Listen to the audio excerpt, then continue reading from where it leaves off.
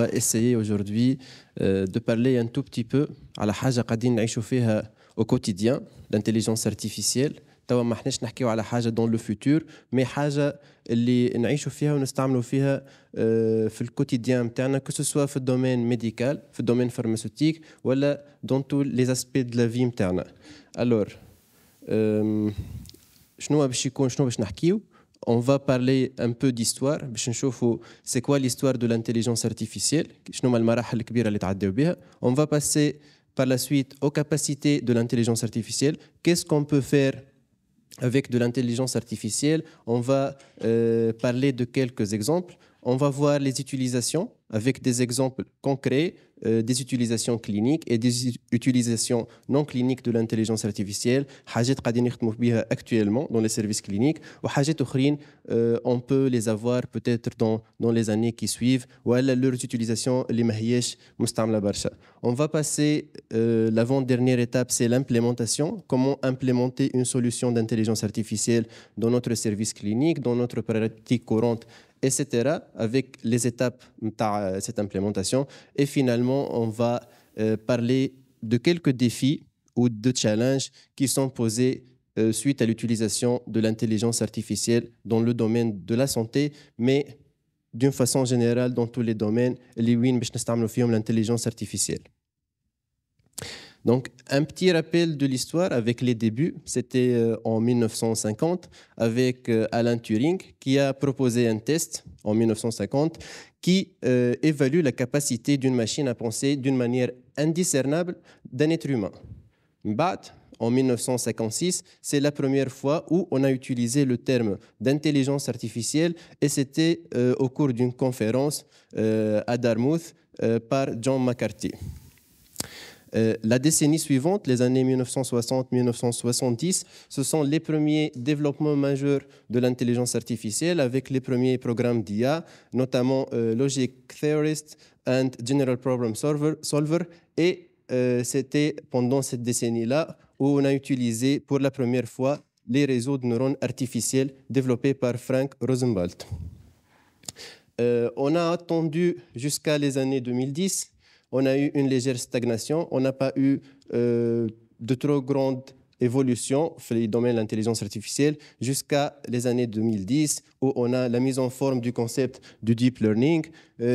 On a développé des modèles d'intelligence artificielle tels que l'IA d'IBM, Watson, qui a remporté des manches d'un jeu télévisé. En 2017, AlphaGo Zero, elle a remporté les meilleurs joueurs aux échecs et au shogi. En 2017, une auto-ML de IA de Google, elle a réussi à développer une IA enfant nommée Naznet. En 2019, on a commencé à créer des systèmes d'IA pour le diagnostic et la prédiction du cancer. Et pendant les années 2020-2021, on a eu l'essor des solutions d'intelligence artificielle, notamment suite à la pandémie du Covid, où on a eu une utilisation plus développée de ces algorithmes-là. Et c'était en 2022 la révolution avec l'introduction des modèles d'intelligence artificielle générative, notamment, je pense que vous le connaissez tous, vous l'avez utilisé au moins une fois, c'est ChatGPT d'OpenAI.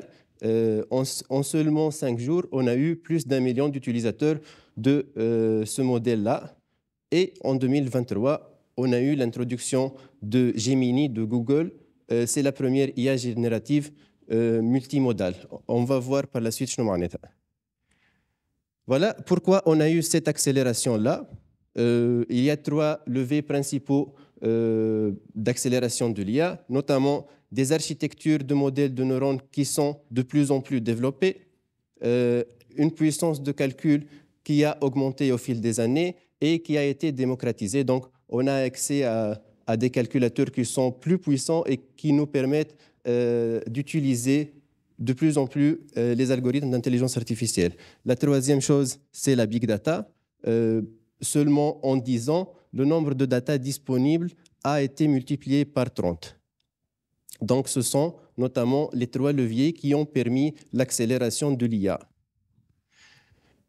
Oxford Insight elle a élaboré un index pour évaluer readiness les gouvernements pour accueillir les solutions de l'IA. C'est un index qui a été lancé depuis 2017 avec 3 piliers, the government, l'infrastructure de la data et les secteurs de la technologie. Il y a 10 dimensions et 39 indicateurs. La Tunisie, en 2022, a été classée la 70e. Avec le leader mondial, c'était l'USA. En Afrique, on était les 3e. Le leader de l'Afrique était l'Égypte. Et on était classé 9e dans le monde arabe. En 2023, on a reculé dans le classement. On est devenu 81 à l'échelle mondiale. L'USA est toujours le leader mondial. Notre classement à l'Afrique, c'est le 4e, avec le leader en Afrique, cette fois, ce sont les îles Maurice. En février 2022, on a eu la signature d'un mémorandum d'entente, sur l'élaboration d'une stratégie nationale d'intelligence artificielle et le plan de sa mise en œuvre. Ce mémorandum était entre 4 ministères, le ministère d'éthique, le ministère d'économie, le ministère d'enseignement supérieur et le ministère d'industrie. Malheureusement, jusqu'à maintenant, on n'a pas cette stratégie qui est sur place et qui a été commencée à être appliquée, mais on souhaite avoir cette stratégie dans les plus brefs délais. Aussi, il y a eu une nouvelle, c'est le lancement de l'ISO 42001. C'est le système de management de l'intelligence artificielle qui a été publié depuis 2023. C'est une norme internationale qui spécifie les exigences de l'établissement, la mise en œuvre, la tenue à jour, etc., d'un système de management de l'intelligence artificielle. Ses avantages, c'est de cadrer le risque et les opportunités de l'utilisation de l'IA avec une utilisation responsable et finalement une traçabilité, transparence et fiabilité des outils d'intelligence artificielle utilisés. Donc, dorénavant, si on souhaite implémenter une solution basée sur l'intelligence artificielle, on doit tenir compte de cette norme d'ISO-là. Donc, la deuxième partie de la présentation, ce sont les capacités de l'IA. Qu'est-ce que l'IA est capable de faire? On va voir ça par la suite. Donc, si on peut diviser l'IA en 2 parties, on peut la diviser en IA discriminative. On peut avoir la détection des patterns pour réaliser des tâches prédéfinies, qui peuvent être 2 choses principalement. C'est la classification ou bien la prédiction de l'évolution d'une donnée en fonction d'une historique qui a été apprise. Le deuxième type, c'est l'IA générative, qui m'a ChatGPT, c'est de générer de façon automatique de nouveaux contenus à partir d'anciens contenus appris. On peut générer du texte, de la voix vers du texte, ou bien du texte vers la voix. On peut générer des images, de la vidéo, de la musique, des codes informatiques, et même on peut avoir de la multimodalité, c'est-à-dire de la vidéo combinée à l'audio, ou bien des images avec des audios, etc. Des capacités qui ont la prédiction et l'identification, elles sont en pratique depuis longtemps. Mais qui m'ont d'autres, telles que la traduction et le résumé, elles ont été récemment implémentées, surtout grâce à l'introduction de nouveaux modèles de langage. Si on peut résumer les capacités de l'IA en santé, on peut les résumer en 5 capacités essentielles. C'est le pouvoir d'identifier, de prédire, de résumer, de traduire et le pouvoir de suggestion. C'est quoi identifier? C'est identifier des objets ou bien des motifs ou des caractéristiques au sein de données. Souvent, on parle d'images. On va prendre un exemple de scénario clinique. Un médecin qui prescrit une radiographie pour un patient qui présente une douleur, un gonflement, une mobilité limitée de la jambe, etc. Qu'est-ce qu'elle peut faire, l'intelligence artificielle? Elle peut examiner la radiographie, identifier un nodule, par exemple, incident, pour une analyse ultérieure pour le radiologue. La deuxième capacité, c'est la capacité de traduction, c'est-à-dire de traduire des entrées, des inputs, vers un autre type de données ou bien un autre format de données. Souvent, on utilise ce qu'on appelle le traitement de langage naturel ou bien le Natural Language Processing.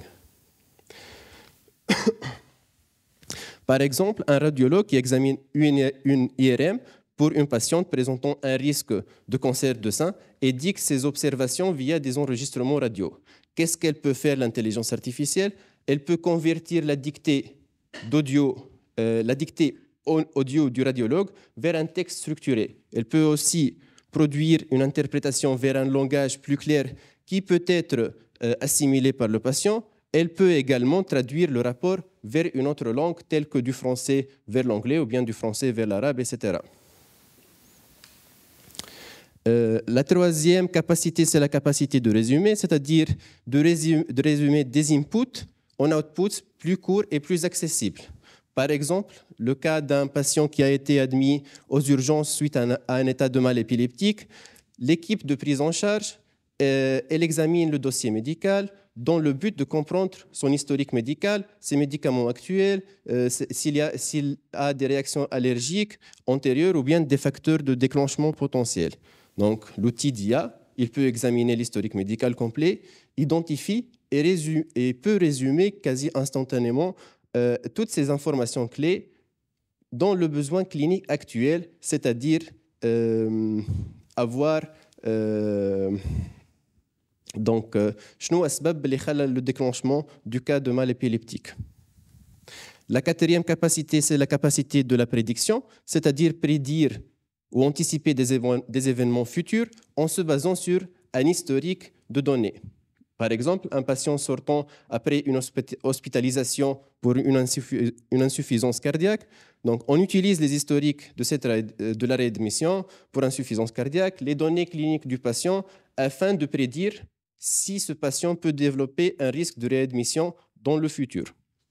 La capacité de suggestion, c'est-à-dire fournir des conseils ou bien des recommandations. Si un patient consulte tous les mois pour un suivi de routine, l'équipe clinique elle peut réaliser une analyse rétrospective des mesures de glycémie des derniers mois. L'intelligence artificielle, elle peut suivre continuellement le niveau de glycémie et peut fournir des recommandations de prise en charge, par exemple des recommandations de dosage d'insuline. Voilà, donc pour résumer, identifier, prédire, résumer, traduire et suggérer, ce sont les capacités principales de l'intelligence artificielle. On va voir par la suite dans quelques utilisations cliniques dans plusieurs disciplines de médecine. Donc, si on parle de toute spécialité, actuellement, l'intelligence artificielle, elle peut répondre à des questions courantes des patients via des chatbots. Elle peut aussi rédiger des documents d'éducation thérapeutique personnalisés pour les patients en fonction de leur historique médical et l'examen de leur dossier. On peut aussi prédire des résultats cliniques en fonction des constantes vitales ou bien d'autres marqueurs biologiques. Donc, dans le futur, on peut convertir les notes cliniques ou bien les données comme la dictée ou bien des textes vers un format qui est acceptable par les systèmes des dossiers médicaux informatisés, mais aussi on peut codifier les informations dans un langage standardisé. En cardiologie, on peut détecter les arythmies, les ischémies, d'autres anomalies cardiaques grâce à l'analyse des ECG. On peut aussi identifier les patients présentant un plus grand risque en triant les données des dispositifs de surveillance à distance. Donc, voilà. En dermato, actuellement, on peut identifier des mélanomes malins grâce à l'analyse des images. On peut prédire la probabilité et évaluer la gravité du psoriasis, par exemple. Dans le futur, on pourra aussi développer des options de traitement qui seront personnalisées en fonction de l'état de peau de patient, mais aussi sa génétique et les facteurs environnementaux où il vit ce patient. En médecine d'urgence, on peut améliorer le triage des patients en examinant l'état clinique actuel du patient, mais on peut aussi développer des nouvelles capacités, par exemple, pour faciliter la réalisation et l'interprétation de l'échographie point of care, par exemple. Voilà, je ne vais pas citer donc toutes les spécialités. Par exemple, en gynécologie obstétrique, on peut analyser automatiquement les images échographiques obstétriques à la recherche d'éventuelles anomalies fétales. On peut aussi, grâce à l'intelligence artificielle, optimiser la sélection des embryons lors de la fécondation in vitro. Et dans le futur, on peut, par exemple, détecter automatiquement un risque d'hémorragie postpartum plusieurs heures à l'avance grâce à l'intelligence artificielle. Voilà, كان تحبوا من بعد donc نبعث لكم la présentation avec plus d'exemples. On va pas s'attarder خاطر الوقت مش برشا. Il y a aussi des utilisations non cliniques de l'intelligence artificielle. On peut l'utiliser pour faciliter l'accès aux soins, c'est-à-dire optimiser les plannings afin de réduire le temps d'attente au minimum. Aussi à travers le volet opérationnel pour prédire les besoins en personnel nécessaires dans nos services cliniques, suivre les stocks pour prévoir les commandes de fourniture ou bien des consommables, surveiller les temps de disponibilité de l'équipement et aussi prédire les pannes d'équipement potentielles. Et on peut utiliser aussi au niveau de la conformité réglementaire, par exemple, analyser la documentation et les processus pour améliorer l'expérience du patient, l'analyse de la satisfaction, identifier les domaines à améliorer dans l'expertise du patient, aussi identifier les facteurs qui ont influencé la confiance des patients dans les soins cliniques qu'il a reçus. Et aussi, on peut au niveau de la recherche, on peut optimiser la sensibilisation et le recrutement des sujets pour la recherche aux essais cliniques. Donc, on peut aussi utiliser l'intelligence artificielle pour améliorer et gérer de la qualité. Et aussi, au niveau de l'apprentissage, peut-être on pourra avoir recours à l'intelligence artificielle, peut-être pour suivre des cas d'utilisation, de consultation avec des patients modèles et fournir des commentaires au médecin ou bien au stagiaire qui a mené cette consultation. On peut aussi identifier les besoins d'apprentissage via l'analyse des données d'historique antérieures afin de recommander des ressources d'apprentissage ou bien des nouveaux types d'apprentissage. On va passer à l'avant-dernière partie, c'est la partie de l'implémentation. Si on souhaite implémenter une solution d'intelligence artificielle dans notre service clinique ou bien dans notre cabinet médical, on va passer par 4 phases essentielles. La première phase, c'est d'identifier le challenge auquel on est en face. On va définir quelques cas d'utilisation possibles. On va par la suite évaluer l'outil qui nous a été proposé. On va implémenter l'outil avec tout ce qui implique de conduite de changement. Et on va finir par des outils de management de cet outil-là. La première phase, c'est la phase d'identification. On va identifier le problème, quel problème on est en train de résoudre, les identifications des cas d'utilisation, est-ce qu'il existe des outils qui ont abordé le problème, qui doit être impliqué dans l'évaluation ou bien la sélection de la solution. On doit être conscient des risques auxquels on va être affronté et finalement, on doit penser à la responsabilité. Quelle responsabilité on encourt en utilisant l'IA dans notre pratique médicale? La deuxième phase, c'est la phase de l'évaluation. Sur quelles données le modèle de l'IA a été entraîné? Est-ce que les données qu'on a utilisées, elles sont protégées? Est-ce qu'il y a du biais humain qui a influencé la qualité de données qu'on a utilisées, etc. La partie de l'évaluation des performances et des données, les exigences en matière d'infrastructure. Est-ce qu'on a besoin d'une infrastructure spécialisée pour implémenter cette solution-là? Et est-ce que l'outil est autonome ou bien il peut être intégré au système existant? Et on parle cette fois de l'interopérabilité et s'il est capable de fonctionner avec les systèmes qui ont déjà mis en place. Finalement, on doit penser aux implications financières. Quels sont les coûts financiers de l'intégration de tels outils et est-ce qu'on est capable de les mettre en application? La troisième phase, c'est la phase de l'implémentation. On doit principalement former ceux qui vont utiliser cet outil-là. La diffusion, on doit préparer un plan de gestion de changement afin de sensibiliser toute la chaîne de valeur qui va utiliser l'outil IA. Et finalement, le flux de travail, comment on va intégrer la solution au flux de travail clinique et administratif dans la manière la plus facile, la plus fluide et la plus transparente.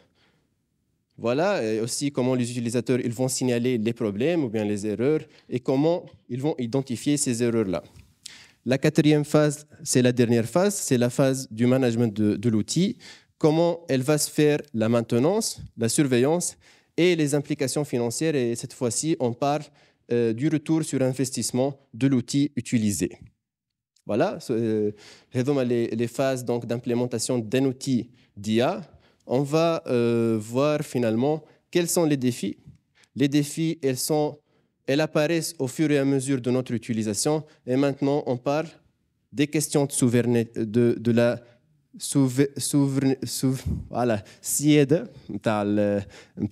l'utilisation de ces données-là. Si on va utiliser des données critiques telles que des données, des informations sur le génome humain d'une population, ce sont des données qui sont très critiques et je pense qu'il s'agit d'une question de souveraineté. La réglementation aussi, c'est une question très importante. Dans le monde actuellement, il y a plusieurs lois qui sont en cours d'être promulguées et qui définissent le champ d'utilisation des solutions d'IA.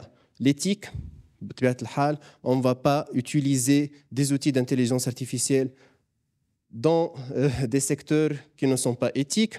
Le biais humain dont on a parlé, c'est-à-dire les données ou bien les datasets qu'on va utiliser, on doit être sûr qu'il n'y a pas de biais humain lors de l'introduction de ces données-là. Ils vont influencer par la suite toute la chaîne. La gestion des données, l'acceptabilité sociale. On parle cette fois-ci, je pense que dans le futur, on n'aura pas les mêmes métiers qu'on a aujourd'hui, c'est-à-dire l'acceptabilité sociale de ce changement et de ce nouveau métier qui vont apparaître par la suite.